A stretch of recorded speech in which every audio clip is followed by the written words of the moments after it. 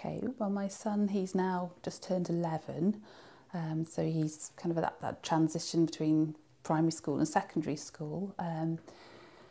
So I'd say parenting a child with special language needs has been pretty stressful, I'd say, pretty hard work. When I think back to where he was around the age of 3, we had hardly any words at all. We were having to use Makaton signing to try and get him to communicate. He was becoming more and more withdrawn, didn't want to communicate. And I think of all the frustrative events that he had where he'd lie on the floor kicking and screaming because he couldn't make himself understood. And how difficult those times were. And then trying to get him through the speech and language therapy system and into a language unit, and then getting him statemented and all those things that just, it seemed to be a constant battle the whole way through.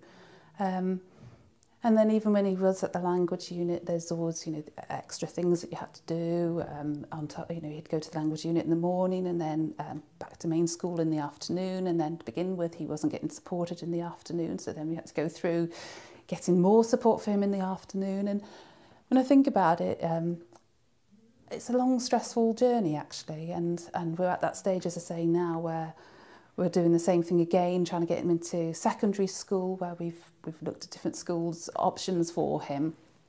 In fact, we're turned down from one school because they couldn't meet his requirements, his needs. Trying to make sure that what's on his statement is going to be appropriate for when he goes into secondary school.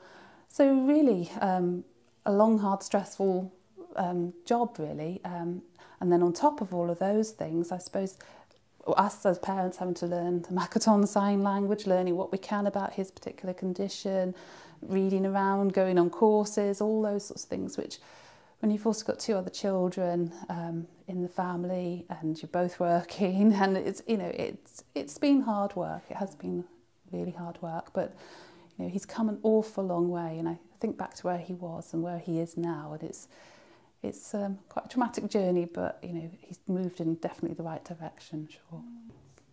At the moment now, it's he's quite fluent now. When I think back when he hardly had any sounds at all and had no consonants, and all his vowels were disordered, and he couldn't pronounce single words correctly.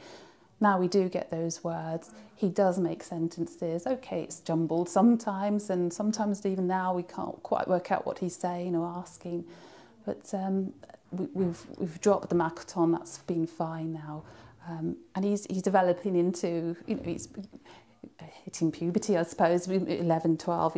As he's growing up, he's using more and more words that you think, where's that come from? Clearly from his peers at school. So communication-wise now, he's gone on such a long way. It's incredible, really. That's not to say he still doesn't have his difficulties, and his communication difficulties affect his schoolwork and how he can read, how he can write. So he still has lots of special educational needs, but in terms of being able to communicate and make his needs known or ask questions, it's astonishing, really, where we've come from. Yeah.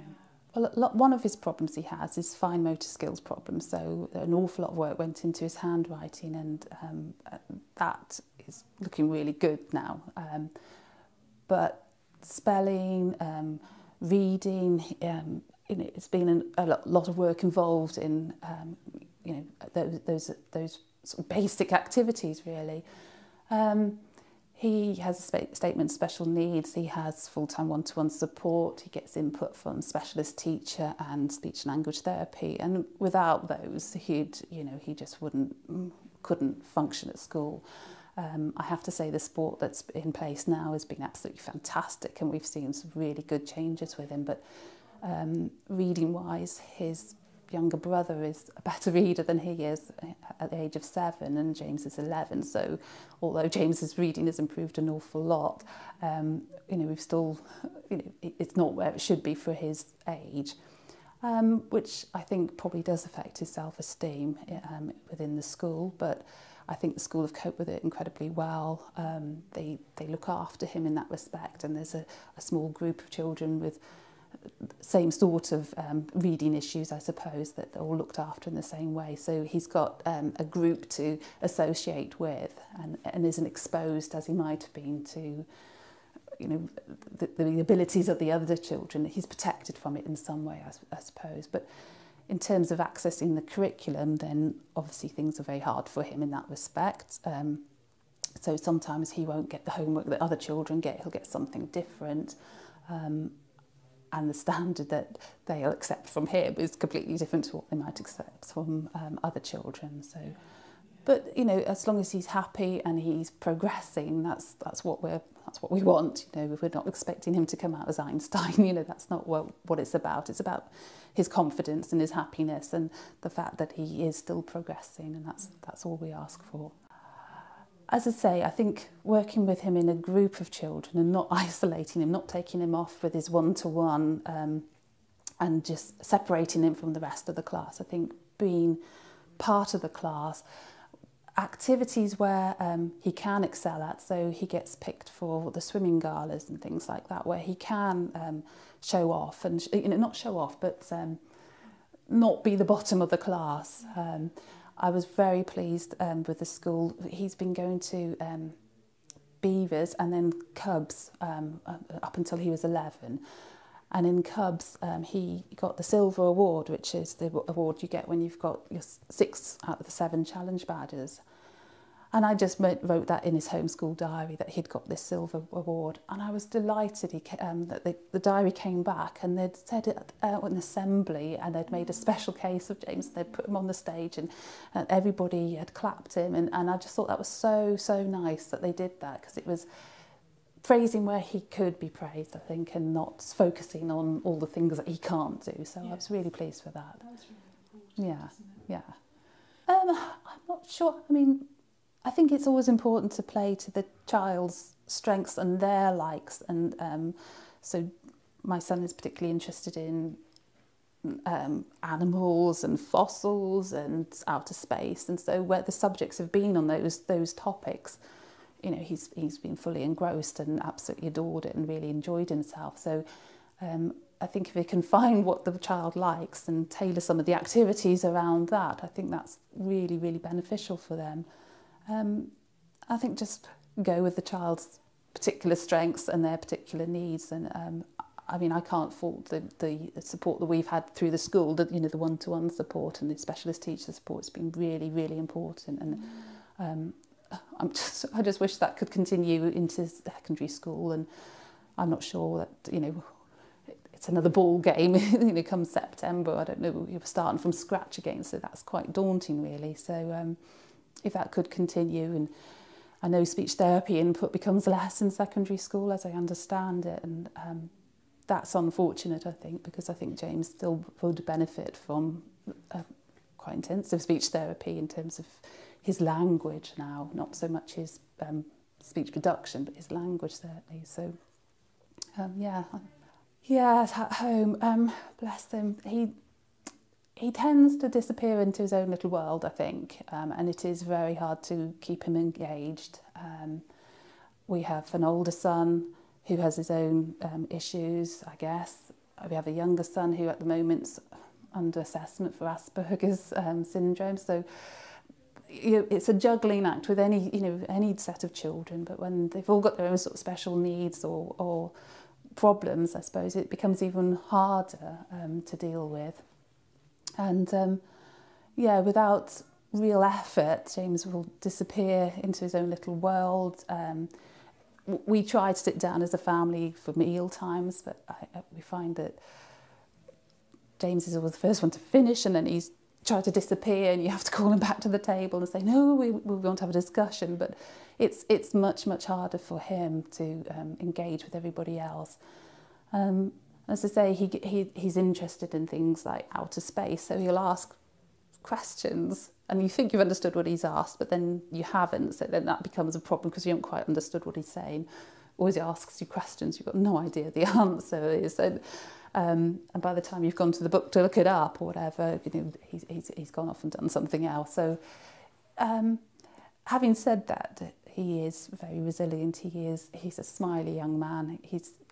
you know, we couldn't ask for more in that respect, because it's helped him cope and it's helped us cope, because we know actually he's all right. He's, you know, that's not to say we ignore that. You know, we do try with him, but it's he is resilient, and we're very, very lucky because of that. You know. As a family, swimming, we all seem to like swimming, bike riding, cinema, you know, films, those sorts of things, all the normal things, yeah.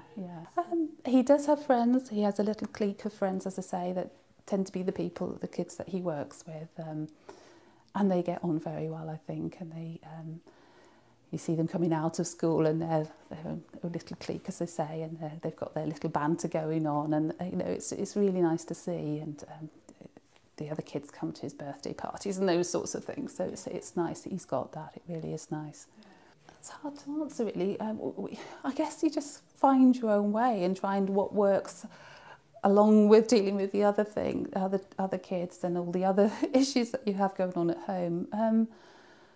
I think one-to-one time is really important. We try to read to James. He obviously has to read to us, you know, he's learning to read. But finding that time to sit down and look at a book with him, and you know, as I say, he likes outer space, but he can't necessarily read the stuff that's in the book, so sitting down and reading those.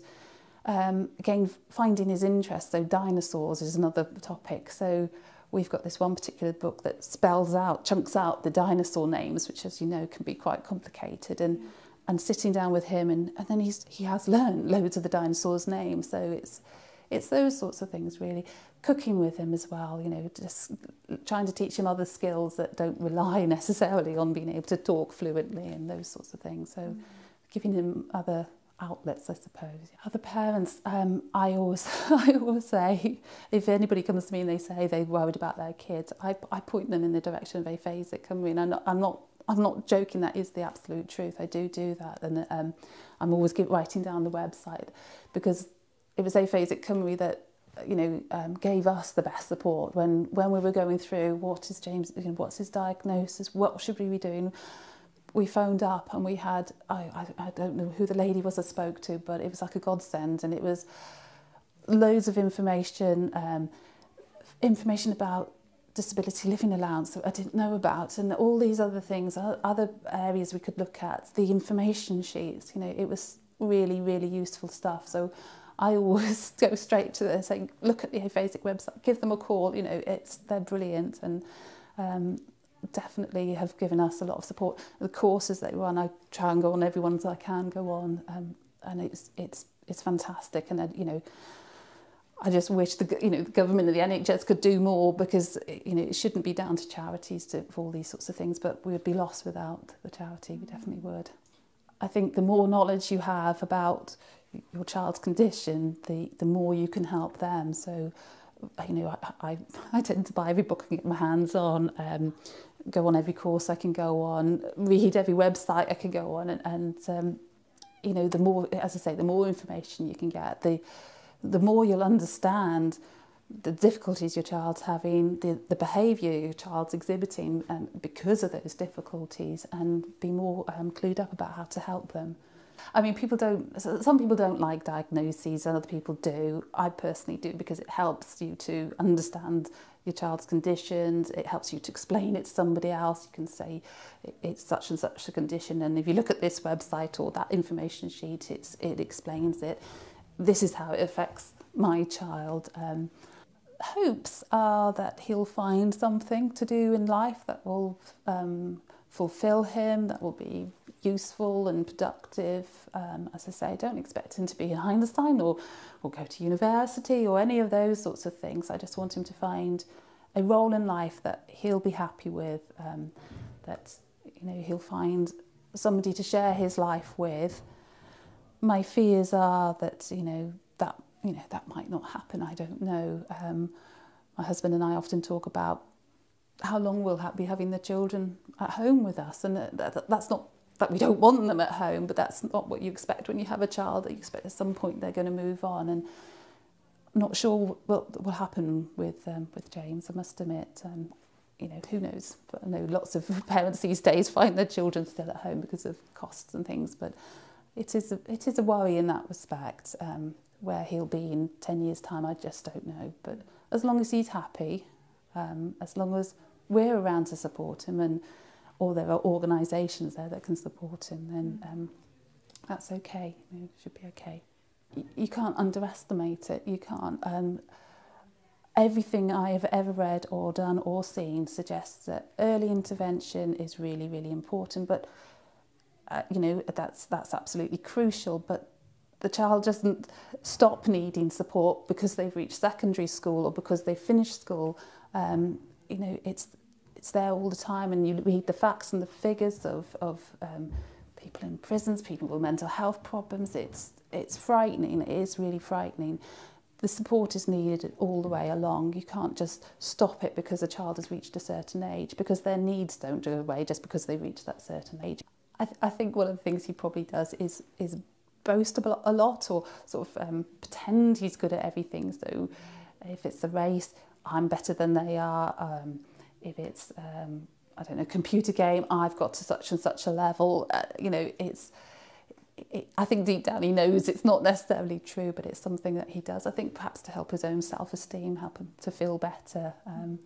Obviously, we give him lots of praise on all sorts of issues that where he is good and whatever, but it's I suppose, a coping mechanism for him. He always wants to be the best at everything he does, which is really good. Yes, certainly. I mean, he knows that he can't tell jokes like the other kids can. It was only a few years ago that he was managing to sing along to songs and those sorts of things. But I think he deals with it incredibly well, actually, and he doesn't let it get him down. He, as I say, is very resilient, copes remarkably well when you consider everything he does becomes an issue for him, whether he wants to read a book or talk to somebody or he can't answer the telephone, those sorts of issues that other children could just manage no problem. It's so difficult for James, but he does keep smiling, and that's great, definitely. Is there anything else you'd like to add? Just a big thank you really to Afasic Cymru, because they, as I say, they really have supported us, and we've tried in return to support where we can. But yeah, would have been lost, I think, particularly when I look back. As I say, they were the people who sort of got us on the right track, I think, and where to go for help and what sort of support and help was out there.